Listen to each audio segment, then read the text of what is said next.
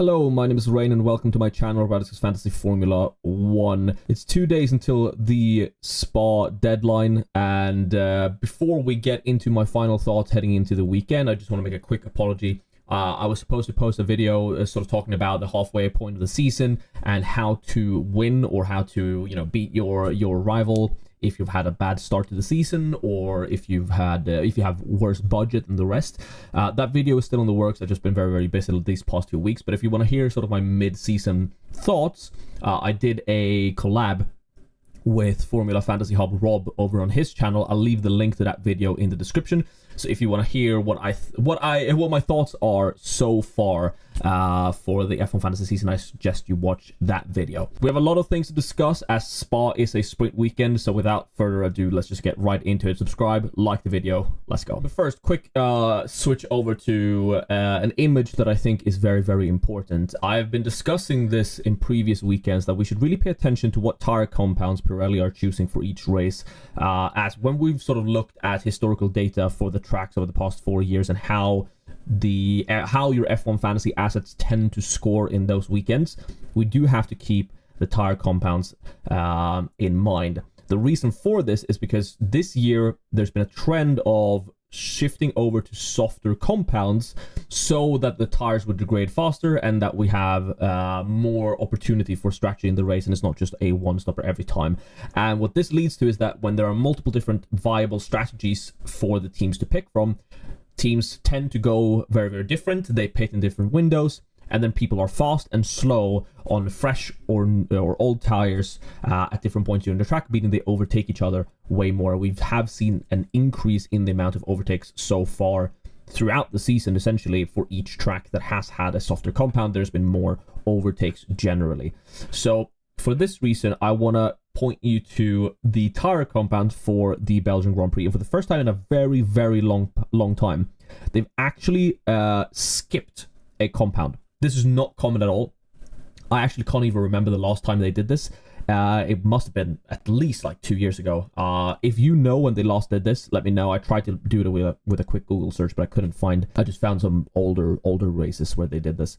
And what this means is that the C1 compound is the hardest tire available, meaning it's quite slow.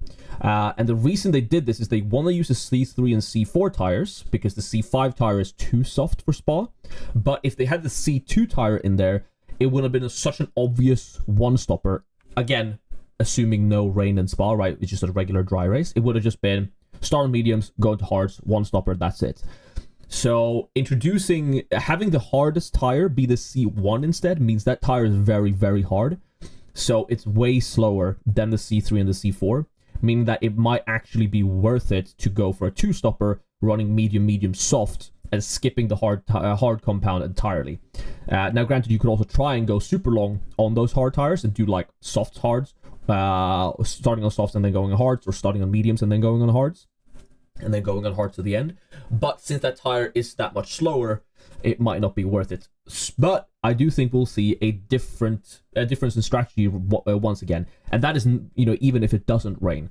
So for that reason, I think we're once again going to see a lot of overtakes for this race. And that leaves the door open for those assets that we've come to know and love over the past couple of weekends to bring that high scoring power once again. Meaning that for me personally, the 4A or the 2-2A lineup, whatever you want to call it, basically where you have two premium drivers, two premium constructors, it's probably based on your budget. The goal of that team has been to build like a McLaren, Mercedes, Piastri, Russell team. I don't think that's viable for the simple reason that I think there's going to be quite a few high scoring backmarker or midfield drivers this week. The likes of Ocon, Behrman, Hulkenberg. Can't even really call Hulkenberg a backmarker driver anymore, can you? Midfield, they're all midfield drivers. The midfield is super close, so there's really no backmarker car anymore. But all of the Isaac Hadjar, Alonso, all of these good, solid midfield assets are going to perform well this race. So I don't think it's time to switch to the 4A lineup just yet. I think that might be time in Hungary, if it's possible for your team, for your budget, as Hungary is a very, very different beast to tackle. But for Spa, especially with the tire compounds that Pirelli has picked out. My take is that we should stick to having those premium midfield drivers, those premium budget drivers, those good budget drivers, whatever. We should stick to having those in our teams and not switch over to the 2-2 lineup just yet. But even with those compounds, we might not even see them, because if you haven't looked at the forecast just yet, it's gonna rain. So this is the forecast for Spa-Francorchamps on Sunday, the 27th of July. And as you can see, it's very likely that we will see some rain and quite a bit of rain as well over the day. So in the afternoon, sort of as this hits, maybe it's lighter, maybe it's petered off. We don't know. It could be another race like Silverstone with changing conditions, which obviously is super, super exciting. I think this in particular makes the no negative really, really good this week. If you haven't used your no negative yet and you're not really looking at any other chips, I would definitely use my no negative if the weather forecast stays the same. Now, Saturday is sooner, so we have a hour by hour forecast for that. As you know, currently they don't have the hour by hour forecast for Sunday. No rain right now on the forecast, but it is cloudy, so definitely, you know, this little rain in the end could be pushed up, of course. We don't know yet. But regardless of that, I used my no negative in Miami, the rainy Miami, when we just had one of the races being rainy, and that ended up being definitely worth it. I am a very avid believer that the no negative should always be used in a rainy sprint weekend. Rain, because rain brings chaos and DNFs, and sprint weekends because it, you know, the thing that hurt you, the thing that no negative protects you against are DNFs. And when there's two races in a weekend, your drivers are more likely to DNF. That's simply the case. So even in a rainy single race weekend, I usually don't activate the no negative and save it for a weekend such as this. Now, I've already used mine in Miami and I did it to great effect, so I'm going into this race knowing that I'm taking a risk, but that's just how it is. I also think if you're planning on using a different chip here and you still have your no negative remaining, one option could be to go in Brazil. I think that's the one that a lot of people have been looking at least from the start of the season. But what if Brazil is sunny? I would just, if you have your no negative, I would barely even, I would think about it on Saturday before the deadline. We're doing a deadline stream, by the way, before the sprint. So a little bit earlier than usual.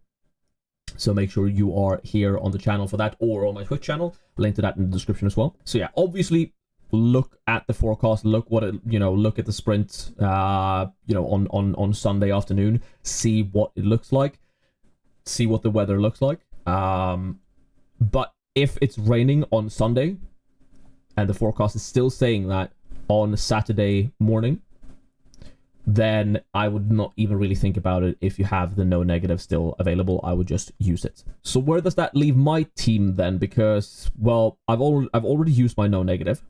And as I talked about in my team selection video that I posted a week and a half ago now, my initial plan was actually to switch to the triple McLaren build and use my 3X chip in Spa. That is a bit under jeopardy because it's raining. I don't want to use my 3X on a rainy weekend for a couple of reasons. One, there's risk involved. There's definitely risk involved, right? And then two, my plan to the allure with using the 3X now is that McLaren are the best car. But when it's raining, maybe they aren't as dominant. Now, granted, they were dominant in Silverstone. It wasn't really close. But we've seen in other rainy weekends that the Max Verstappen has showed up. And we've seen in races like Canada, Norris and Oscar make mistakes, or Norris in that case making a mistake when fighting each other. And if they're going to fight each other in a rainy race, they didn't really get to fight in Silverstone. Piastri just got that penalty, right? I don't want to see them fight on a rainy track when I have 3X. Put the 3X on one of them and the 2X on the other. So for that reason, the rain has actually put me off of the 3X build, and it's unfortunate because that build looked really fun. For context, how that would look like, I would go from Ferrari to either Aston Martin or Kick Sauber. And then I would upgrade either Behrman or Ocon to Norris. So the team would look something like this. I would put the 3x on Norris, the 2x on Piastri, and then kind of call it a day there. And then after that, in Hungary, switch back to either just, Piastri build, or maybe try and get like a cheeky 2-2 build in if I have the budget for it. So I still have that as a plan, but it's definitely shifted away from being the main plan due to the weather. So where does that leave me in terms of, what I'm going to do? I don't know. My team looks kind of complete. I have 3 free transfers, and I don't feel like I need to sell any of my assets at all. I know it's really boring. It is really weird. I haven't had this situation at all so far this season. But even looking on the budget side of things, premium drivers, I have Piastri, he's number 1. Premium constructors, McLaren and Ferrari. And then in terms of budget increases on the cheap asset side, sure, I have Ocon, which needs a 9-pointer now after his points got reduced to a 4-pointer after that Silverstone recalculation. So maybe it's Ocon to leave my team for, like, Stroll, maybe. Stroll is good when it's raining, I suppose. I don't think I would do Ocon to Gasly. I mean, 1 and 9 points, 1, 7, 9. Like, between 7 and 9 points, I don't think I'm willing to go to Pierre Gasly just yet. Sure, he had a good race last time around, but every time I've bought him after he's had a good spell of form, he's punished me. So I'd rather stick with Ocon than go for Gasly, to be honest. And then below Ocon, there's really no one of interest, in my opinion. Like, definitely not. It's maybe I would be interested in like a Sainz or an Albon if I didn't care about budget, but I do care about budget still. So with a 47 and a 48 pointer, and they're gonna drop 0.6 million, I see no reason to go for them. And in terms of Lawson and Colapinto, sure, they won't decrease in price, but still they both DNF'd last time around, so they need 22 and 32 points to increase. 0.6, I mean, that's just not enticing at all. So maybe it's just Ocon to Stroll. I mean, they're the same price point, and then I just burn a transfer. I light a transfer on fire. I have 3 available. I just use 1, roll over. I'm going to have 3 next week. I basically, skipped a transfer, but I'm definitely not getting rid of Hulkenberg. I'm definitely not getting rid of Behrman. I'm definitely not getting rid of Alonso. I'm definitely not getting rid of Piastri if I'm not switching. But yeah, no matter what I do, I'm not getting rid of Piastri, right? So, yeah, this rain, although it brings excitement in terms of the actual racing for F1 Fantasy, at least for my team, it has kind of dumbed down my decision a lot. It's basically just, pray you don't get DNFs at this point. Inevitably, I'm going to get some questions about the autopilot chip. I don't think the autopilot is worth it, even on a rainy sprint weekend, if you don't have 2 premium drivers. Like, if you had Piastri and Norris and you've already used your 3x, for example, if you're running that build, I think running autopilot is really good. Honestly, it's a great usage of the chip now. But even if Piastri DNFs one race, he could definitely, pop up. If he DNFs in the sprint, he could pop up with a 35-pointer plus still in the main race. And then, Hulkenberg pops up with a 25-pointer. So sure, I gained some points on it, but, unless there's a double DNF there, I don't really see the value in using the autopilot here. You can do it, of course, if you're worried about the rain.